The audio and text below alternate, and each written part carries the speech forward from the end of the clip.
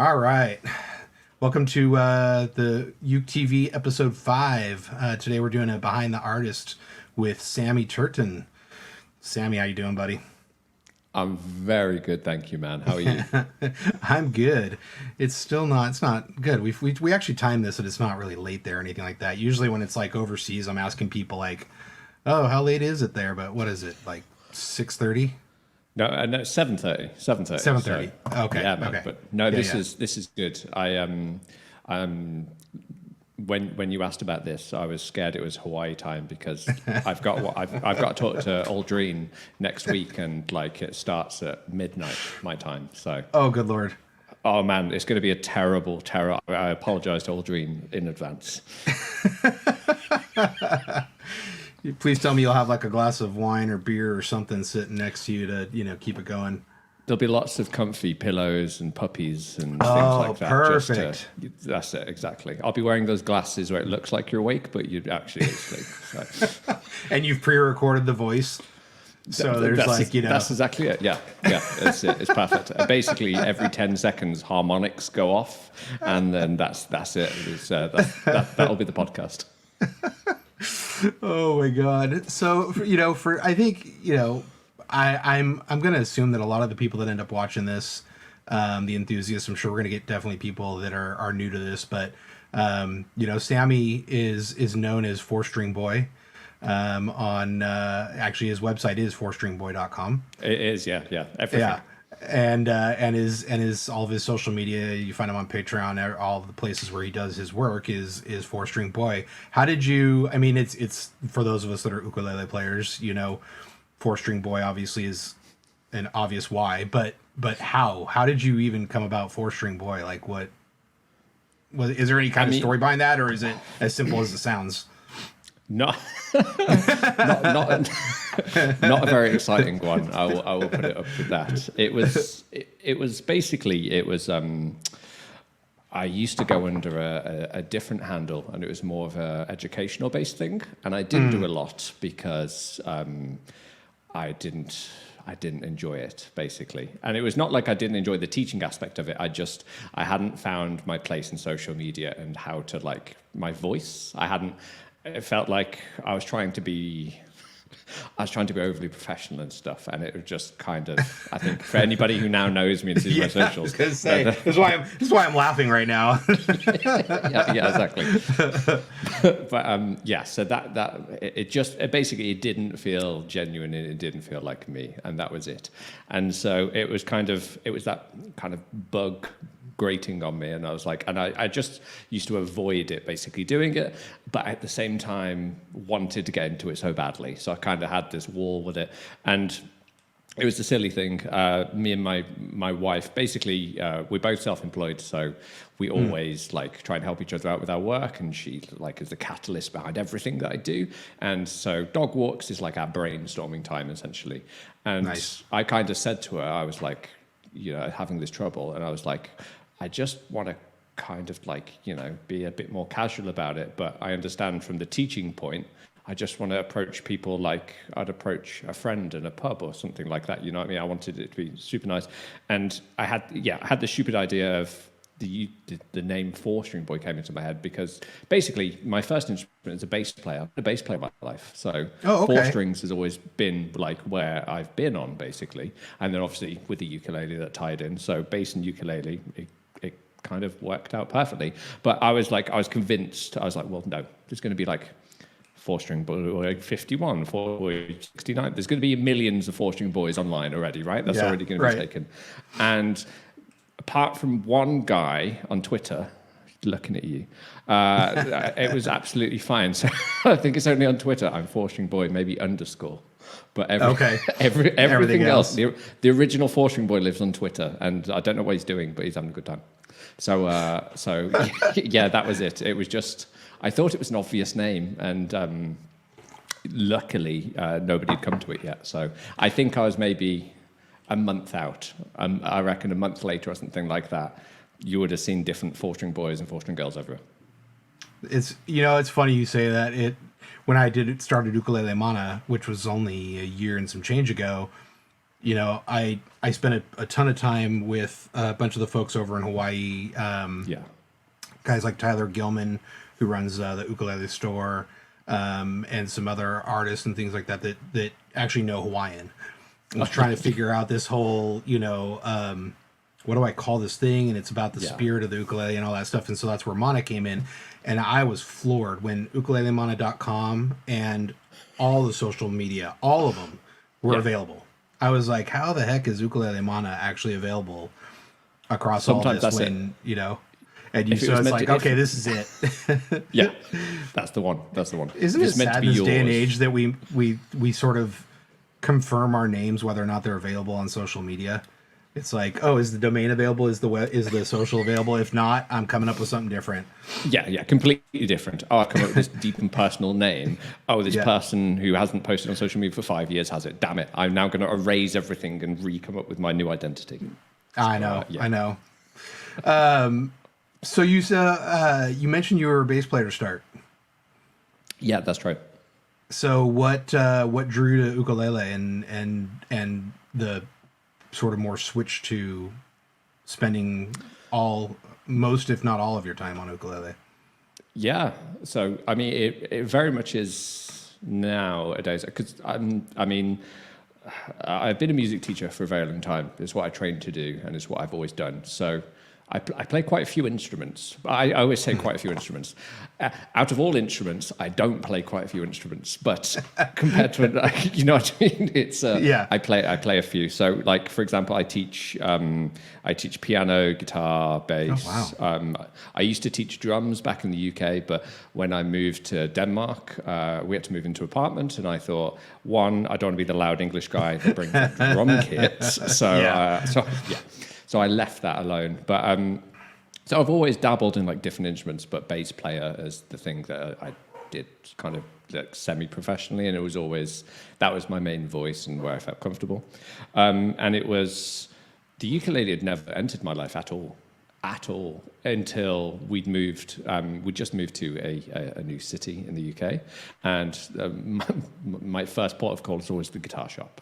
Always have to go to the guitar shop, check it out, see what kind of digs it is, and always, you know, for promotion-wise as a teacher, it's always nice for me to go, could you also have these flyers and stuff? So went in there, and basically as soon as you walked in, there's this absolutely gorgeous just ukulele display.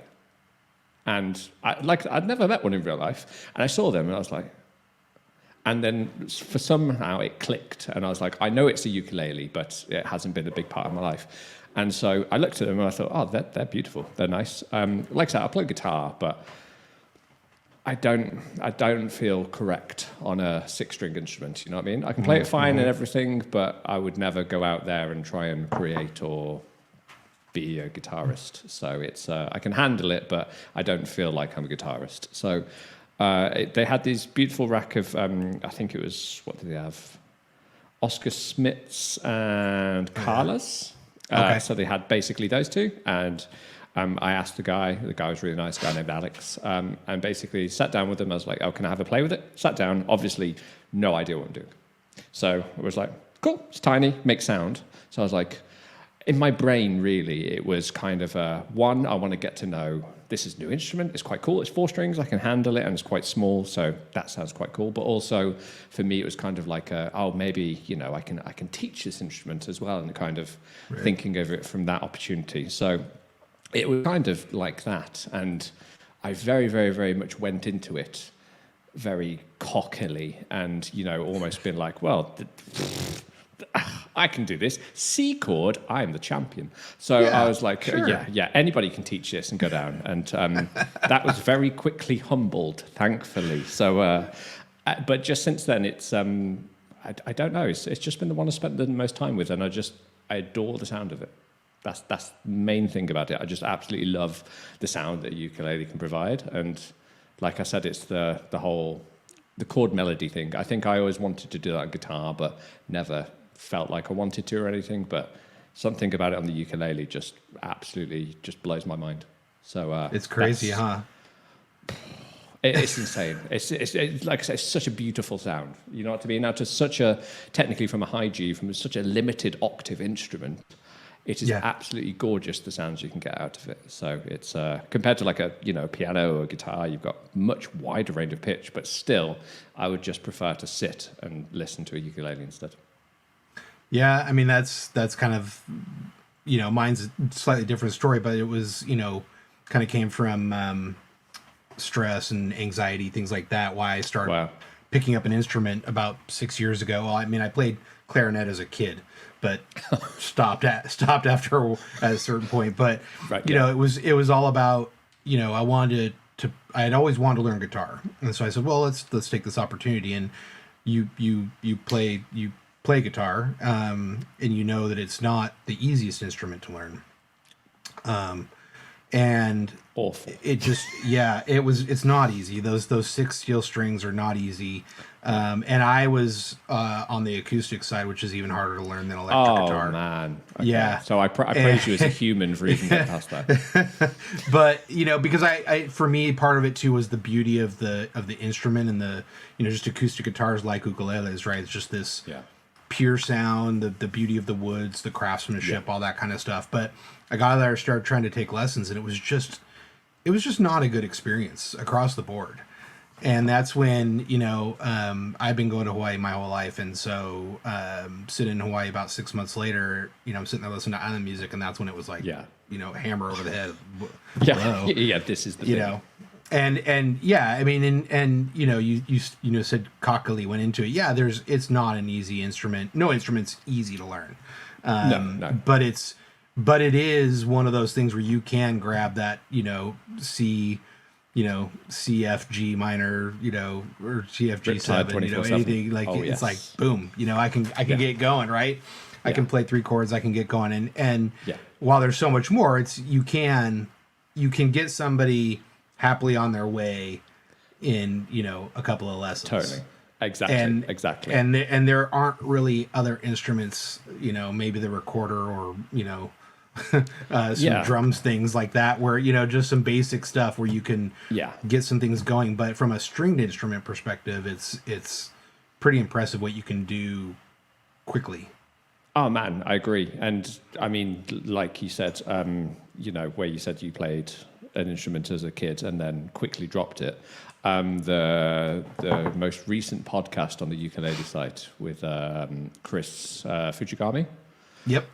I am pronouncing that name right. You pronounced it exactly right. Good Lord, thank you. Love you, Chris.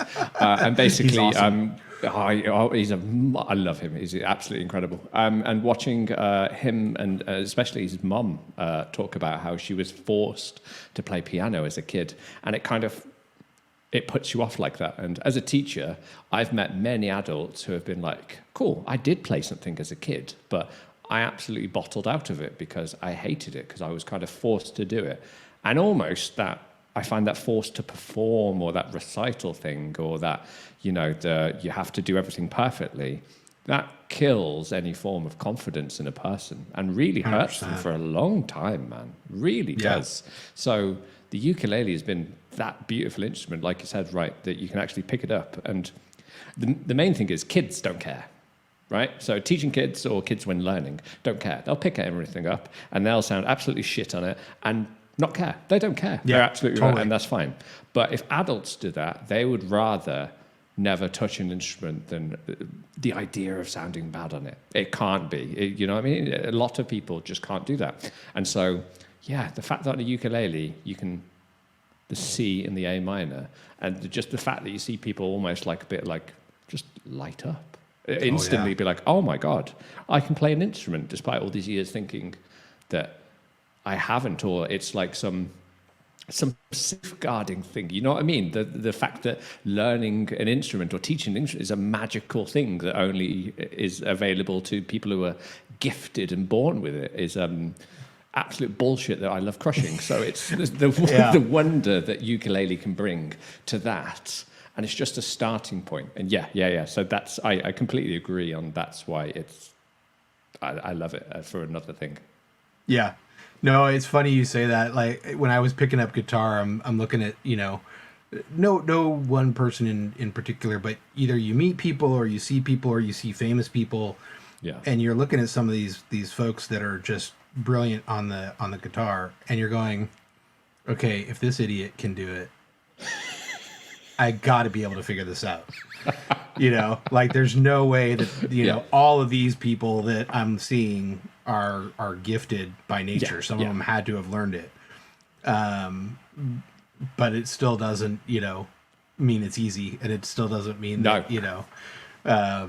But yeah, no, it's true, and on the ukulele, I think when you were talking about the learning, and I talked about this with Jonah Davis a couple of weeks ago. Yeah. He was talking about when he works with these kids, because he does do a lot of he works with adults as well, but he does work with a lot of youth. And he was talking about he really focuses on the relationship with his students even more so than the just hammering the lesson plan, because he wants them to understand that when they're having trouble or they're having a bad day or they're frustrated, he's not there to hammer them to say, you got to get your hour in, or you got to get your half hour in, or you got to get this chord progression down today. It's more like, hey, you're having a shit day. Well, you know what? Grab the uke for, 5-10 minutes to even maybe relax you a little bit. Or, hey, Man. it's not about, hammering every little thing you got to do. It's, it's supposed to be fun. Like, It let's is. step back. You're meant to enjoy your time with it. Yeah, exactly. Be it a meditative thing. It's the, and I mean, there's a good thing. I used to teach a lot in schools, and again, as a ukulele teacher. And it was like, I mean, mainly a lot of the kids were happy because they got to miss maths because of me. So there's going to be a lot of youth that are really good at ukulele, but really shit at maths. And that's my fault. But essentially it was like, you could tell when they'd had a stressful day, or just the fact that, I'm not going to go too much into the educational system here, but not everyone is designed to sit down and look at paper. You know what I mean? It's just not a thing that everybody, but not every single child is done out for that. And so the fact that, you can see it on an instrument where some kids just absolutely come alive and become a different person. And it's because that academic thing, like it's the confidence thing, man. Can really knock people, and it's really terrifying. So it is that fact that in a lesson or anything like that, it's not about you have to tick off your ascending, descending C major scale to 180 BPM. You know what I mean? Or something like that. Yeah. Why'd I make him do it 180 BPM? I'm a terrible person.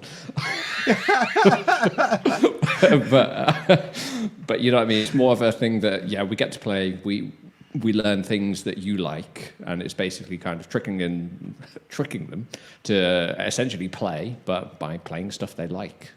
And it's such an obvious thing for me. Like, that's how education should be based. But I'm too stupid to go any further into it. It's funny. You mentioned earlier about this 4-string instrument, limited octave. Yeah. How is it? What's the reaction like with these kids when you start showing them that you can play these songs that they love, current, modern, pop, rock, whatever? You can play stuff on the uke that you may not have thought that you could do. And does that what's that like with them? Does that get them even more? Do they get like more engaged? Do they get So I'm not having to play island music if they don't want to play island music. So it's a very, it can be a different thing with different kids, because some kids will bring songs to me and they'll be like, oh, can we learn this on ukulele? And they'll play it and it'll be absolutely like nothing. It'll be like super electronic music or something like that, where there's very, very little that I can do. And I'm like, leave it with me. But then, to be honest, then we end up talking about like, drumming, percussion, like just to keep the beat. You know what I mean? But no. It is lots of things. So I mean, one of the things I used to teach in the schools on ukulele was the White Stripes' Seven Nation Army. Just because it's a single string riff. You can technically play it with one finger if you want, but it's one of those things where it's so obviously the song when you play it. And that's exactly what they want. And the great thing I think about kids is they'll play it, and then they'll play it, and then they won't stop playing it. There is none of that. And that is always the the nice sweet moment for that, you know what I mean? Because I've had plenty of lessons where we'll talk about things and I'll be like, okay, can you play this? And they'll fumble through it and then they'll look at me and go, cool, done it. And I'll be like, well, can we try it again? And they're like, why? It's like, oh, okay, all right, cool, yeah. And they have no idea, and you know what I mean? It's very much a tick box kind of thing. But yeah, some people, when it's locking into a song that they love, then that's it. And I think before I discovered ukulele and started teaching ukulele or playing ukulele, you know, piano was definitely the thing I taught the most. Mm-hmm. And I've never taught from piano books or anything like that, just because the reason is people have, you know, I'm teaching small kids and they're like, cool, can we play Ed Sheeran? And I'm like, yeah, sure, let's have a look at this book from the 1990s that... right, yeah. Yeah, it's not Ed Sheeran, but there's Beethoven Sheeran, I think is a distant cousin. He's really, really cool. But so it's essentially, it was always, I was arranging songs on the piano that basically weren't played on the piano. And that's how I do it, just to get... And like I said, sometimes kids have really obscure things, like there's a video that one of my kids wanted that was called Mine Turtle. And it was this little cartoon on YouTube, and it was about a turtle that was a mine. I don't know, but basically, you know, yeah, it just Here, play this. Little, like, yeah, exactly. What's going on? I've been requested. Hey, Sammy, do you think we can lend the fart song? Cool, brilliant. Sweet. And it's exactly. Good. Your parents will love. Done. Yeah, exactly. That'll be 100 quid, please. Exactly. That's exactly it. We need new trousers. Oh no. So it's so it was always, I spent my time doing that basically. And the first thing I always ask all my students is, you know, hey, can I have a list of stuff that you listen to, whether it's like TV themes or whatever. Basically, that's always it. And I mean, nowadays it's much easier because usually I can go to YouTube and somebody's already done it. And that's the great thing. True. You know what I mean? So I can look at that and then take inspiration from that, or do it, or just notate it. That's the fact. But back in the day, that just wasn't an option. So It was very much, I was creating these arrangements on piano, and even I was basically just always writing exercises. And it was, I always said one of the first things I always teach people on piano is Radiohead's Street Spirit. Oh, yeah. And because it's in the key of A minor, and it's very nice. And it's essentially a finger exercise on the piano. You know, it's played on guitar, but on the piano, it is a finger exercise. And it's a nice, easy one to get into, but also it sounds like Street Spirit, which is a beautiful song. So it's kind of that instantly, it's trying to do that. So it's very much, when it came to the ukulele, I was already in that frame of mind. You know what I mean? It was never okay, I need to buy some books, I need to look at what people are teaching. I honestly did, poor Aldrine, I did probably, I think, 2 weeks worth of Ukulele Underground videos. God bless Aldrine. And I was like, yeah, I got this, cool, onwards. And then that was basically it. It was from then on, you know, it was trying to arrange things and do things myself without trying to look things up. And it was chords and things like that. It was mainly, rather than doing the clever thing, which is look for chord boxes, I would construct the chords out of the notes, because obviously I know on the piano what they consist of. So I would do that instead. And often then when I was looking at it, I was like, why aren't people playing these versions of these chords? Why am I playing this version? And so it was a long time before I actually looked into ukulele players and ukulele sort of music that I was like, oh, they're playing it like that. Cool. So it's so it's been a funny one like that. But I have a lot of basically weird things for kids that like is just absolutely crazy. But generally, I try and make it as easy as possible for them so they can play it without any minimal problems, basically. But see, I mean, that's what can make a great teacher, though, is that you know a number of different ways to do it, right? As opposed to just the one way. So if there is a kid that is struggling with this way, well, let's try this way, or let's try this version of the chord. Totally. You know, I believe there is no one way.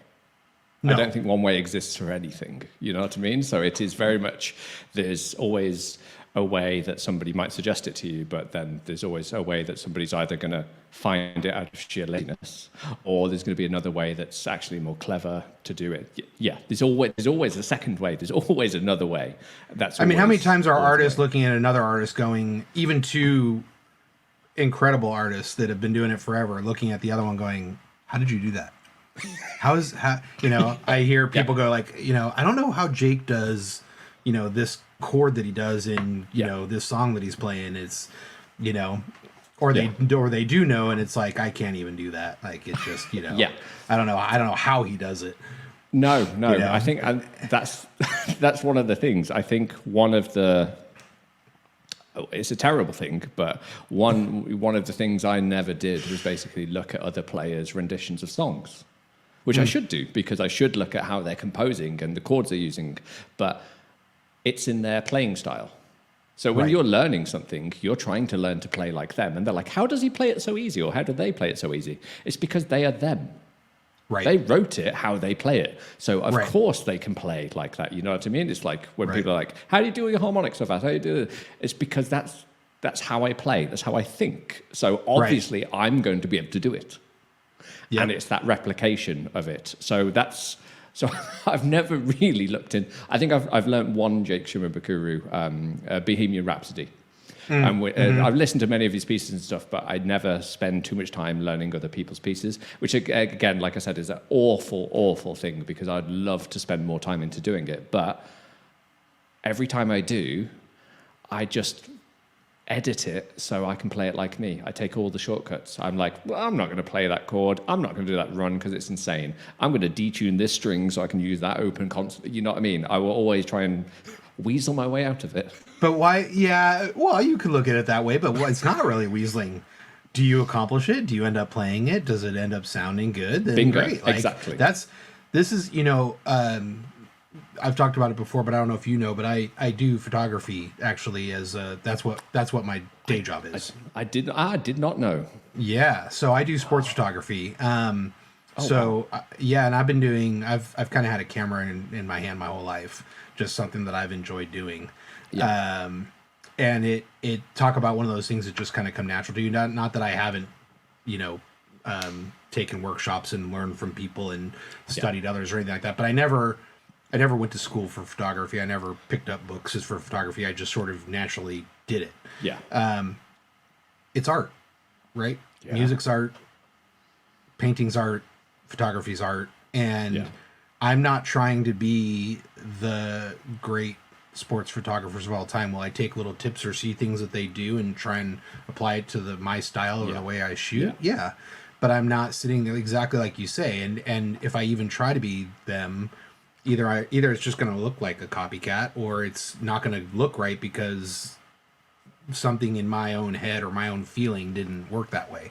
Yeah. And so I think that's the same thing you're saying, is it doesn't, it's not a weasel your way out. I mean, sometimes, we do the workaround to try to avoid, stretching that finger that way that it's just like, no, thank you. No, not today.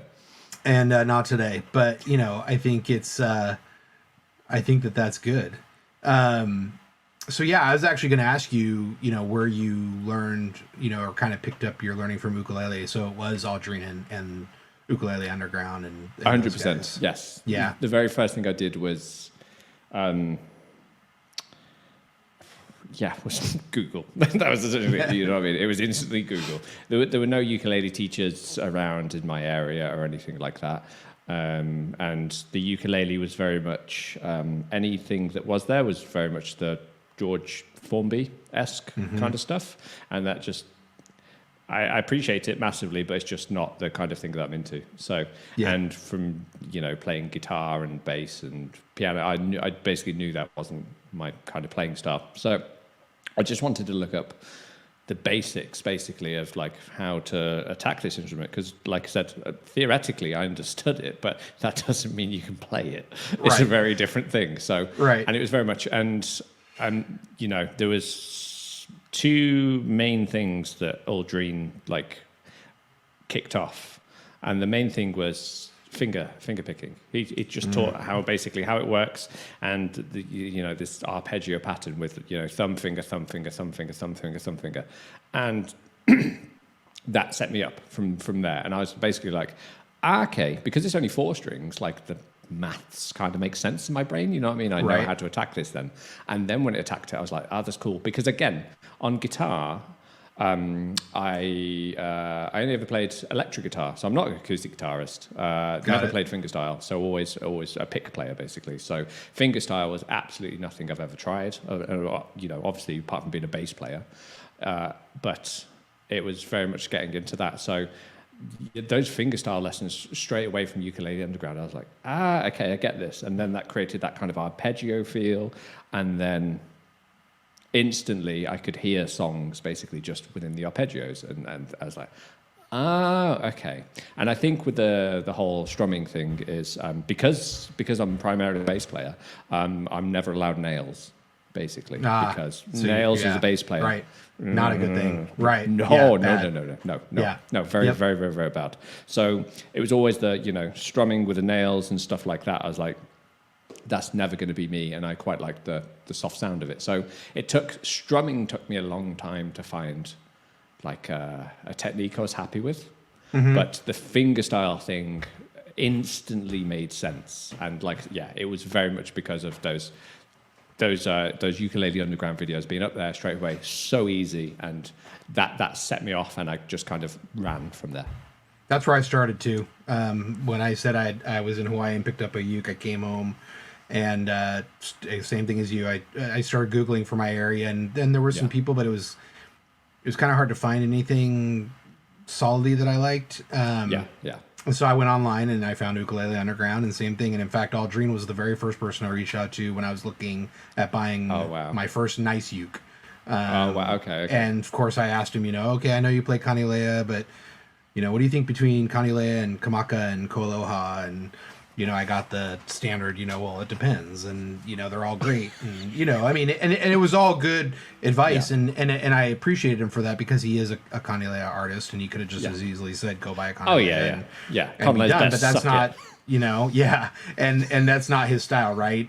Even today, even though they do so much with Kanilea, he's very much here's they all have different he'll really kind of try to educate you and let you make your own decision, but and he's just such a fun guy. He's the best. He's the king of not only Marika, but of life. I love him.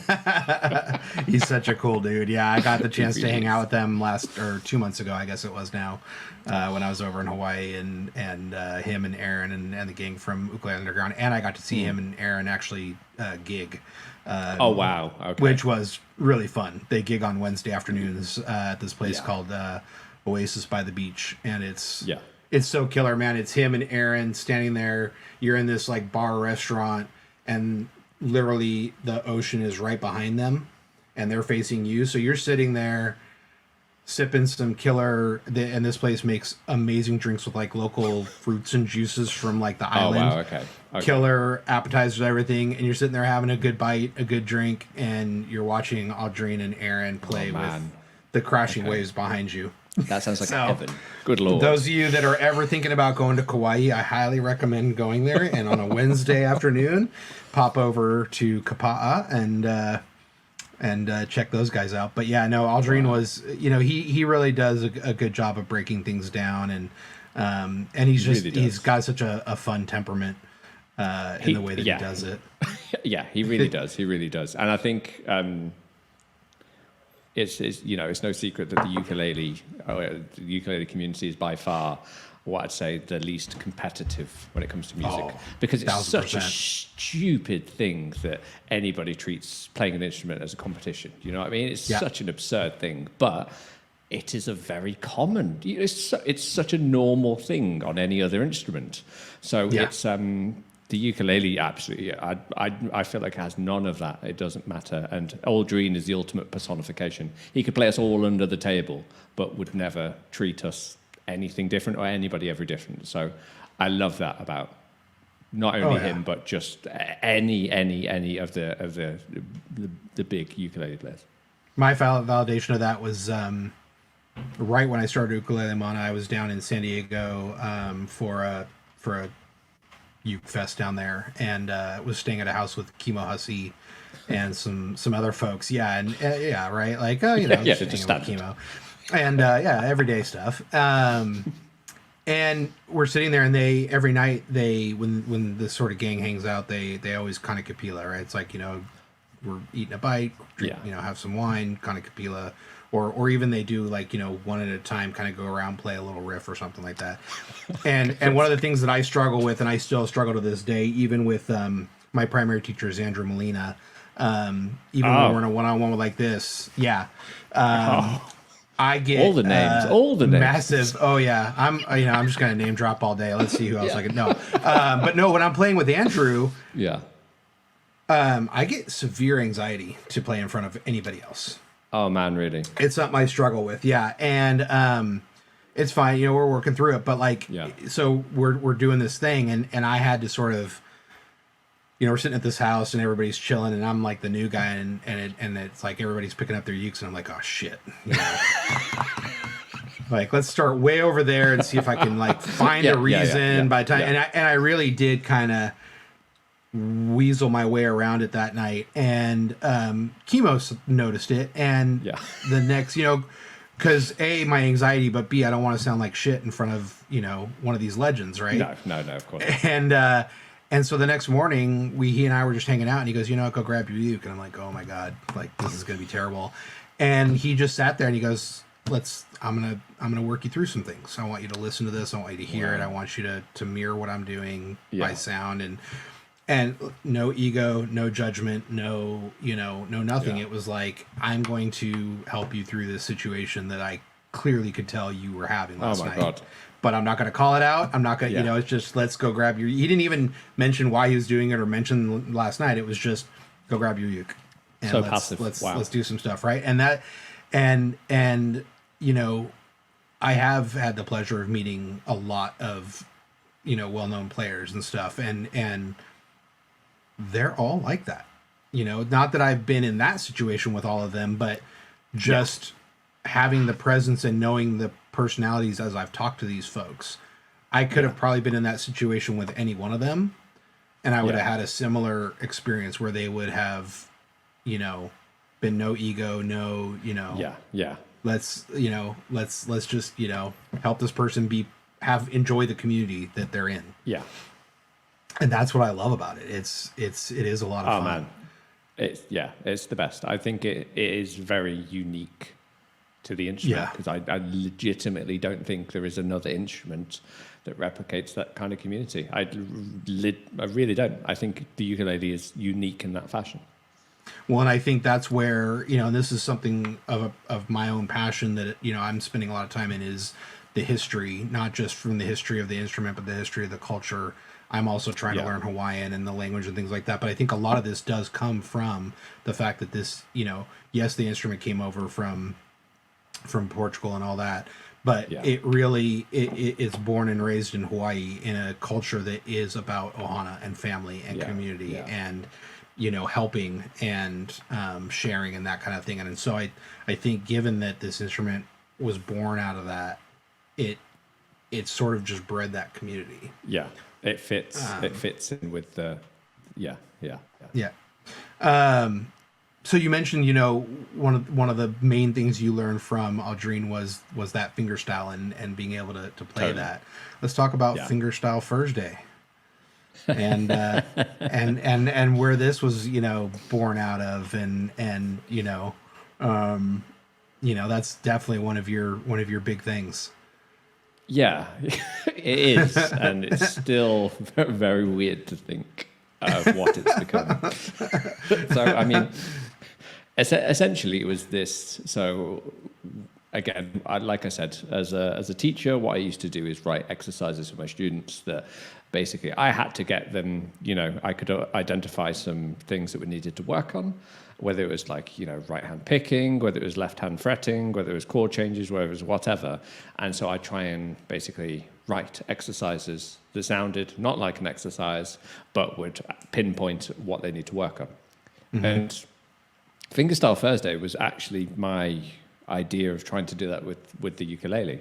And it was, even though, like I said, I'd become this 4-string boy, I don't know what came first, whether FingerstyleFursday or 4-string boy came first. I don't know.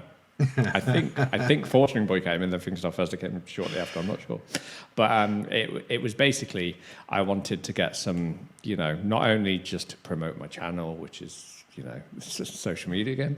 We all gotta do it. Exactly. I wanted to show people that I do teach. I do teach these school things, but I wanted to be able to play nice things that sound cool and sound really impressive, but break it down in a fashion that shows you, actually, look, it's not impossible. You do step 1, you do step 2, you do step 3, and then it already starts to sound like what it is. So that was always the whole point of it. And I mean, if you look at lots of them, they have very repetitive right hand, or there's constantly a running theme between it. So the idea itself you can lock onto quite quickly. And each piece was basically trying to push a different idea that maybe somebody's never tried before, but they might be hooked by it because they might listen to the sound of it and go, oh, that's a really nice piece. And so it started with before Reels, man, what the hell? I know. As a carousel post. And so basically you only had 1 minute to record a video on Instagram, otherwise it would cut it off. So I wouldn't be clever about it. I would literally put my camera on, hit record, and then just blurt for a minute. Didn't think about editing or anything like that. Why not just teach a whole... No. I watched that, and I was basically teaching, but staring directly at the time. That's 59 I got seconds. a minute. Yeah, exactly. And it was basically that. And that worked really well, and people seemed to... get on board with that quite quickly. So I was very lucky for that. And I mean, now I've just wrapped it up after 75 pieces. It's been 2 years of it, but it got the pieces got too much for for those little explanations anymore. But I like that it started there, and it's like I said, it's for. Again, it's that idea of saying that, these big scary things that say, oh, I could never do that. Oh, I could never play like that. It's like, no. If you sit here and do that, then you'll play nice things, but also all of your core skills will be improving all the time. So it's tricking people. That's what I'm trying to do 24/7. I'm going to make you learn this. You're not even going to know it. Yeah, exactly. Do you know, I'm curious, this is just something I was just thinking about. Do you know what the biggest response for the most popular FingerstyleFursday song or tune is? Have you looked back at that at all? No, I don't think so. I know. So there's a few ones that I know were popular. So for example, number 4 was very popular, and that's because I think that was me incorporating. It's like a calypso tremolo rhythm, so it's like it's not, but much slowed down. And I think it's the fact of that maybe people had never tried to play that on a ukulele. And I'm not saying anyone ever, of course, has played on a ukulele, sure. but I mean, but the not average, common. Yeah, the average player hadn't tried to play that on, and I think they tried it, and then over a C chord and an F chord, and then a single note ascending scale on an A string, they're like, oh, cool, I can actually do this. So that one always seemed to be quite a popular one. So it's usually the ones. Sometimes people love things that I absolutely think are the worst thing ever. So I don't know. People can't be trusted. What? People are strange? What? No. But no, it's such a cool, it's one of those things that,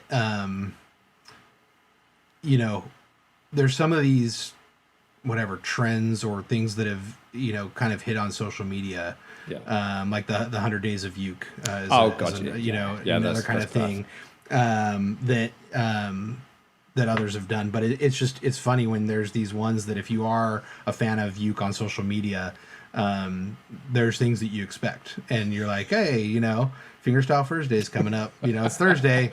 Where's the hashtag? And so you kind of expect it, but it catches. It catches, and people have loved it. So switching over, What drew you to flight ukuleles? So my very first ukulele was a Kala. It was I can never remember the name of Kalas. They start with Ka and then go R2D2 C3PO. Yeah, exactly. So, They don't. Yeah. It was something, but it was a concert kit, and I had it for many years, and I lost it on the way to a ukulele lesson. That is the best thing you'll ever. Yeah, exactly. How does that even happen? So it's a long story, but basically, I only had one ukulele, and it was that one. So You had to have been like on public transportation or something. Bingo. Okay. Yeah, the metro had to be evacuated. It was very early morning. I had a Somebody guitar, on the tube. a backpack, and a thing. So yes, by the time I'd got off, I realised I was one instrument down, and that instrument went somewhere. Lord knows where. So I picked up. It was a concert, and by that time I was playing more fingerstyle. So I wanted to pick up a tenor. I picked up. I couldn't. We didn't have a lot of money when we first moved to Denmark, so it was basically buying a new instrument was very. So I bought like the least shit, cheapest Kala that I possibly could. Let me think about that. The least shit. Cheapest Kala. Yeah. So I did that, and again the ukulele, Some might say the biggest bang for your buck. Bingo. That's a much better way of saying it. That's exactly. Yeah. But the ukulele selection here in Copenhagen, especially, is not wide. Yeah, no, it doesn't exist. So I picked up that, and I never loved it. It was basically it. I needed it, and it was necessary, and I played it, but I never liked the sound. I didn't like how it felt, and it was just I was never a fan of it, but it was mine, so I had to go on with it. And then I was looking. I basically got to a point where I was like, which is again a silly thing because you can play. You know, an instrument doesn't limit your technical skills or anything like that, but I was like, I felt like I wanted. Deserved is like a real egotistical thing, but I felt like I wanted a nicer ukulele. You know what I mean? Because I'm talking about the Kala I had was like how much would it be? Like $150 or something like that. So, Oh yeah, okay. yeah, so it was laminate and Definitely, yeah, and just wasn't great. So I wanted and I basically. Lots of ukuleles, because I've never been into acoustic guitars, because I've always thought, well, that's wood, that's darker wood, that's wood. I've never got the appeal, whereas electric guitars, you know what I mean, they kind of stand out, they all look quite different, and it's quite exciting like that. So I was like, there must be a ukulele that stands out a bit, you know what I mean, that fits with me, and because, it's generally, I want to love it, to look at it as much as I want to love to play it. And I spent an evening Googling all these different ukuleles and came across Flight ukulele, and found they just released the Flight Fireball. And the all Mango Baby. Oh yeah. So I found this, saw it on the website, and I was like, yep. I was like, that looks cool. Like, you know what I mean? The headstock, the cutaway, the whole just wood versus black, just loved it. Absolutely adored it. So I was very much like, yeah, okay, I want that. But there was no way in hell I could afford that. So I was like, okay, it's not going to go there. And then I saw they had an artist program. So I was like, okay, this could be cool. So I didn't want to go, don't know why, I didn't want to apply straight away. I thought I'd be sneaky instead. So I basically tagged Carla and Flight in my stories and basically said, I'm looking at upgrading my ukulele. Which one would people recommend? And then Emma, the Flight artist at the time, sent me a message on socials and basically was like, do you want a meeting tomorrow? I was like, nice. Yes, please. and she, I mean, at this time I was under I was under 1,000 followers on Insta, and the people didn't know who I was, but FingerstyleFursday was kind of, I think I was like FingerstyleFursday 5 or 6. It was kind of that level early, of time. Yeah, exactly. Really early. And basically, because I'm a big nerd, I like to always research things heavily before I go into it. So I knew that they, for example, I hope they don't mind me saying this, but they'll give a 200 euro uke, and that's their limit to new artists, basically, to set it down. And I was like, I want the Fireball, which is 600 euros. They don't know me. I've got no name and everything. And I was like, I was just like, I appreciate this is a bit of a gamble, but I was like, I promise it will be worth it. I was like, it is just, I feel like it's the perfect ukulele for me and for my playing style and stuff. And if you look at the kind of covers that I'm doing and everything, you'll see that I need a more high-end uke. Didn't need a high-end uke, but yeah, sure. It felt like but that. That sounds good. Yes, that exactly. Sounds, yeah. And they 100% were like, cool, okay, we'll do it. That's awesome. Yeah, exactly. So they didn't have to do that. They could have, because I was nobody. Sure. They could have been like, shut up, mate, take this. But they absolutely did it, took a gamble, went with it, and that's why. And then it's ever since, like all the releases since then, they release a lot of ukuleles. It's quite insane. But I've always loved them, and I love like how they feel like a. I know this is going to sound really strange. They feel like a European brand. They are a European brand, but they feel like a European brand. You know what I mean? Yeah, I feel like their ukuleles and their images and stuff kind of fit into that image. You know what I mean? It's not like they're not trying to be Hawaiian. They're not trying to pretend that they're that end of that, high grade. No. And that's kind of what I loved about them. But they make some killer ukes. I mean, they do make some killer. And it's funny you mentioned the design of them, and I hadn't really thought about that, but I'm thinking about their was it the 10th anniversary or whatever it was, or the like with the blue and the I was gonna say you probably have one right there.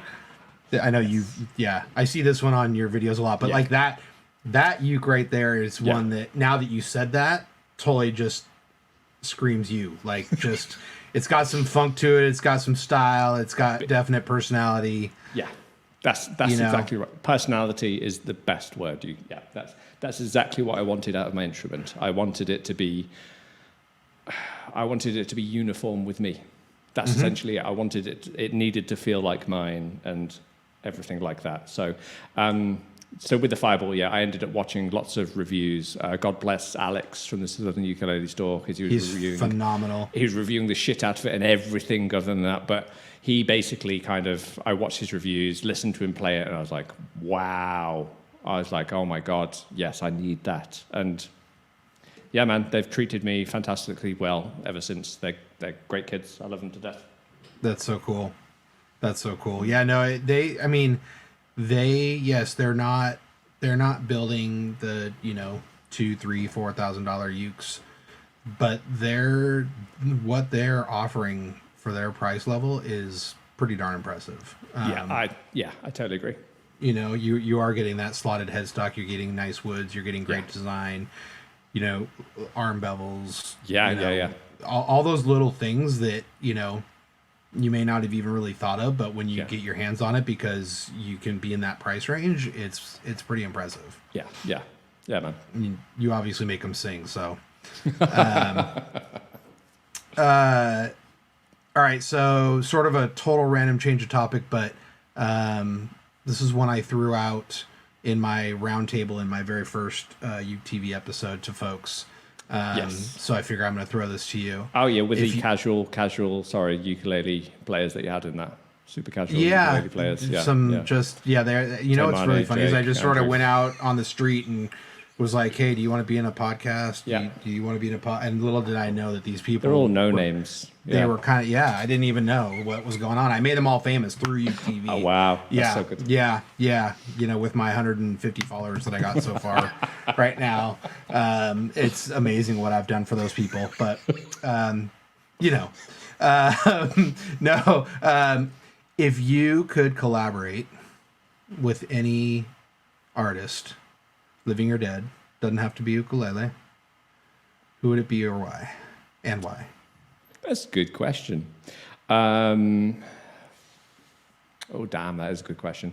And I even watched your UkeTV thing, so damn it, I should have really thought about that. Okay, I'm gonna, if I simplify it then into thinking about it, on the ukulele front, and I'll keep it to ukulele then, just because otherwise my brain will go off to too many places. Yeah. Yes, that's exactly it. It'd be Taimani. Just because I think her, I mean, I love her original songs. I love her latest album. I listen to it very much a lot. But her playing style is very intense, and I feel like it's everything that mine is not. So I think that a mix of the two could work out really, really, really, really nicely. And I think, you know, she likes to, and she really does. I mean, she has her own voice for sure. Like God, yes. Her style and her music and everything is so unique, and it's interesting that you say that. I could see you two actually having a blast putting a song together. Yeah. And what that would sound like. Yes, it would be, that would be cool. Yes, that would be amazing. So yes, that'd be cool. But yes, on the non-ukulele front. I can't think. I think the only thing that I'd like to do is, and again, Taimani just literally did this, is play with an orchestra and have like a ukulele-led performance with an orchestra behind it. That is the main thing I'd like to do. So that's no real artist in particular, but just the sheer sound that you can get out of that. I would, sure. I think that's incredible. Well, let me put it this way. You know, and it doesn't have to be a long list, but like, who are some of your musical inspirations? Like, as you've kind of come along in your just personal journey, you know, where do you get your inspiration from? Musically, not just ukulele, but musically. So, I mean, again, it's I should listen to way more ukulele music, which I don't. But on the ukulele side, it's very simple. I've always said my main influence has been Tobias Elof, the Danish ukulele player. Just because, like I said, I can't ever remember whether I sound like him or I copied him. I can't remember which one it is, but it's one of them. But it's just it's probably sorry Tobias, I don't mean to insult you, but it's basically, it was that his use of, I don't know, he's just a gentle, soft player, and my kind of, especially strumming and everything and fingerstyle like that, I felt like everything he played, I was like, damn, I want to sound like that. You know what I mean? And he incorporates harmonics a lot into things as well. So it was very much, he helped me actually understand what I wanted my voice to be.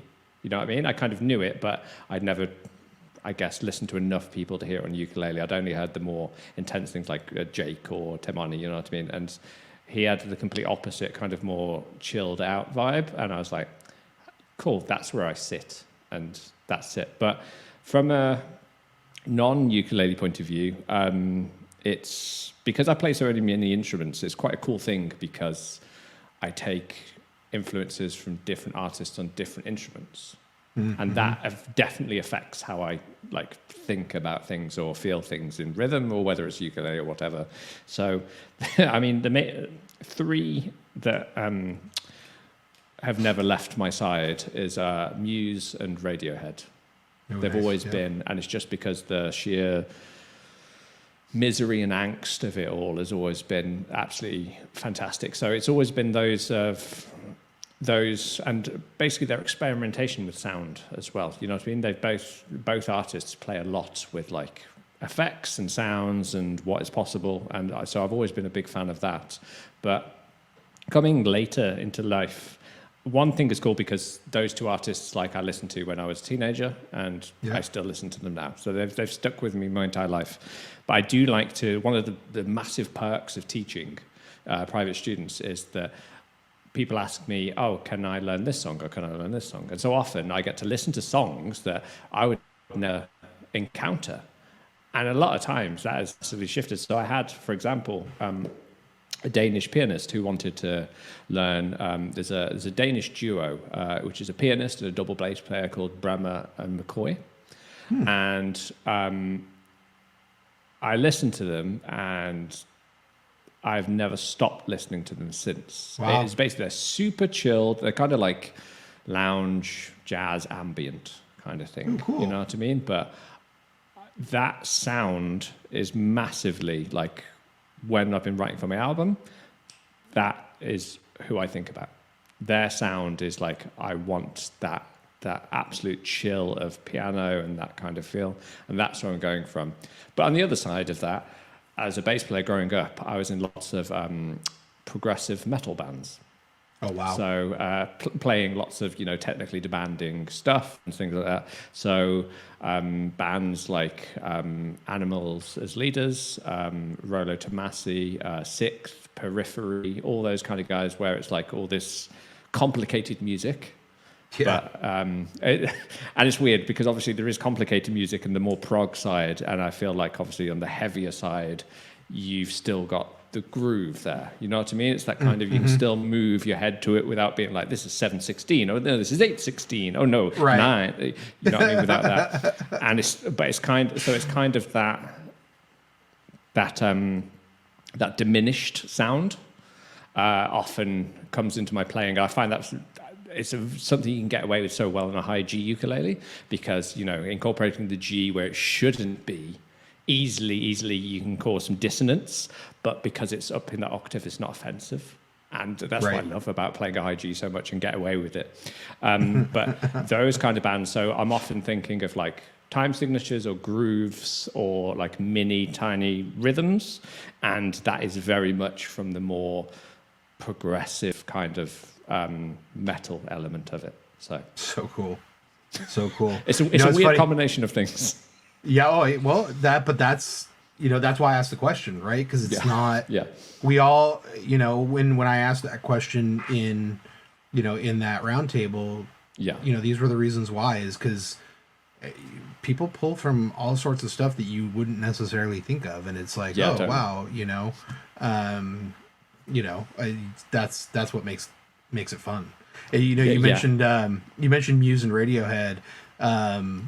The other one, and you mentioned this one earlier when you said you taught Seven Nation Army from White Stripes. You've got to like Jack White as well. I mean, that guy about somebody that is a pioneer in making sound. Yes. I don't know if you've seen the documentary It Might Get Loud. No, I haven't. Oh, you got to check it out, man. You would love it. It's a documentary. It's kind of a documentary, and it was in some ways the inspiration for some of the stuff that I do with UkeTV. It was a 3-way conversation between Jack White, Jimmy Page, and The Edge from U2. Oh, cool. So no you names got these exactly. You got these 3 different generations, right? Wow. Of rock and roll music, but they all are pioneers in making sound, crazy sounds using different tools and things. And then they also do background documentary stuff on each of them and all that. But they end up in a studio together, and they're just talking about what they do, and then they do riff and play and things like that. And Jack White is just a freak with what he can do, man. That guy is a genius. Oh God, yes. Oh man, okay, it's crazy. I need to watch this. Yeah, in fact, at the very beginning, he's in like Tennessee, out at like a cabin looking thing, and he takes this piece of wood and is like hammering, nails into it and taking string and winding it, and then oh my God. some little, and then he takes like I can't remember, like a bottle or something like that, and starts going, and he's like, it's like, what is this dude doing, right? It's not like going to Guitar Center and picking up a guitar, whatever. The dude's like, just hammering some nails and putting some string, and now he's like rocking out with the thing. Yeah, it's hilarious. So yeah, last question I had for you. So what's next? What's coming up for Sammy? What do you got coming up over the next 6-12 months? So in roughly about a month and a half time, I'm playing my first ukulele festival. There's the Berlin Ukulele Festival. So good. That's a good one. Yeah. I've heard about it lots, and I'm extremely excited for that. So I'll be playing a set and doing a couple of workshops there. So that's cool. Excellent. And Berlin is like not far, so that'll be super to get on board with. I am writing an album at the moment. It's almost finished. So, but it's it's things take longer than I thought they'll do, and because I'm working with some professionals on mastering and stuff now, that takes longer. It's because it's basically I'm here mainly in this room 24/7 teaching online. So it's all been recorded by me and put together by me in this room, and it's just basically it just needs a little bit of sparkle on top that I'm not qualified to do. Some production work. Yeah, exactly. So I've got that hopefully coming out later this year, and then I think that highlights the main two things of my year, I think. So Those are two huge things. I mean, you know, and the cool thing is kind of once you get on that fest, you know, circuit, you know, you get into a good one like that. I have a feeling that 2024 you're gonna have some more that you're gonna be doing. I hope so, man. I would not be surprised if you've got more coming down the line after you perform at that one and do your workshops. We'll see. We'll see how much I ruin it in Berlin, but I hope so. Don't piss off the Germans, you know. No, I have no doubt it's gonna be awesome. That'll be fun. Thanks. Is your album? Are you doing digital only? Are you thinking about doing any kind of pressings at all, or? No, it'll be digital only for the moment. So it'll be you know, the usual Spotify, Apple Music, Bandcamp, all that kind of thing.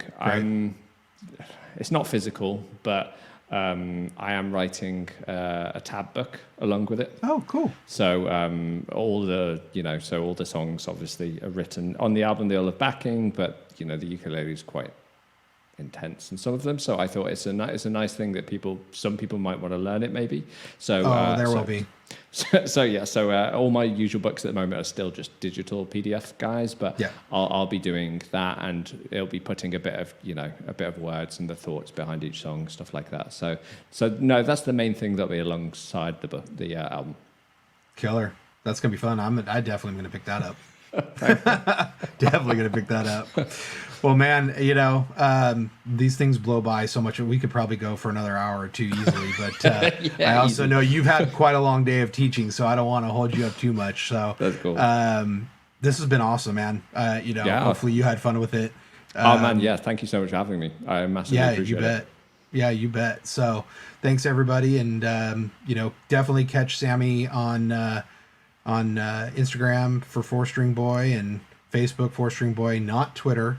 Straight up 4-String Boy. That is not him. No, 4-String Boy _ that's me. And do you even really tweet that much? Oh, all the time, but mainly about video games. So. Oh, okay. Yeah, I'm not on Twitter at all. I mean, I'm on Twitter. I don't tweet that much, even though I have. Okay, yeah. I follow more than I tweet. Probably safest. And definitely hit 4stringboy.com and his Patreon, and I'll have all the links in the description section of the YouTube episode. Cool. So thanks, man. Cheers, buddy. Thank you so much.